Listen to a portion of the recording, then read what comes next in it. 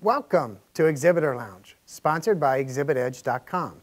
I'm your host and trade show mixologist, Michael Gray.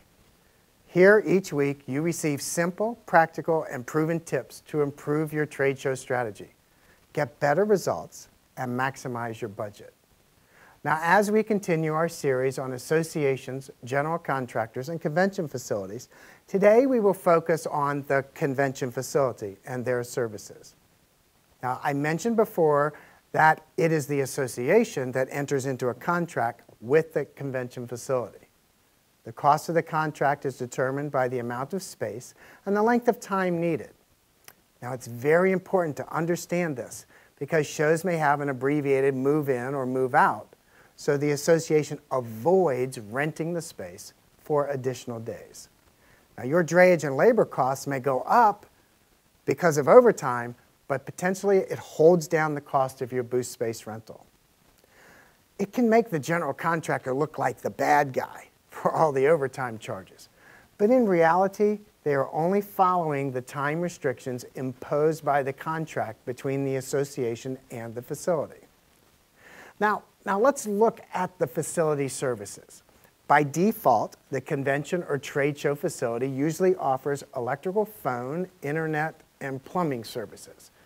Basically, it's their place, and they will have the infrastructure to provide these services.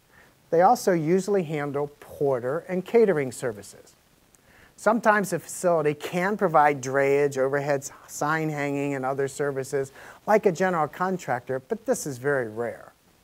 Shows that do not have a general contractor are usually very small tabletop shows where these services are not needed or provided.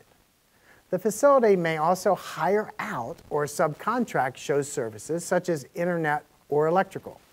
You can see large fluctuations in the cost of these services depending upon who is providing the service.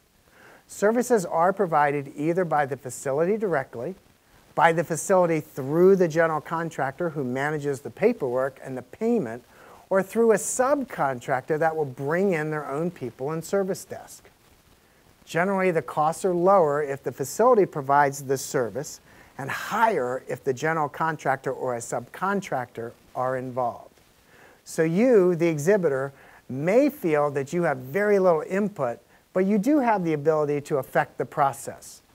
Next week, we will complete this series by discussing ideas and options the exhibitor has working with associations, general contractors, and convention facilities. As always, please respond with your questions or comments and let others know about ExhibitorLounge.com. We will see you next week. Until then, I'm your host, Michael Gray, telling you, hey, relax in the Exhibitor Lounge.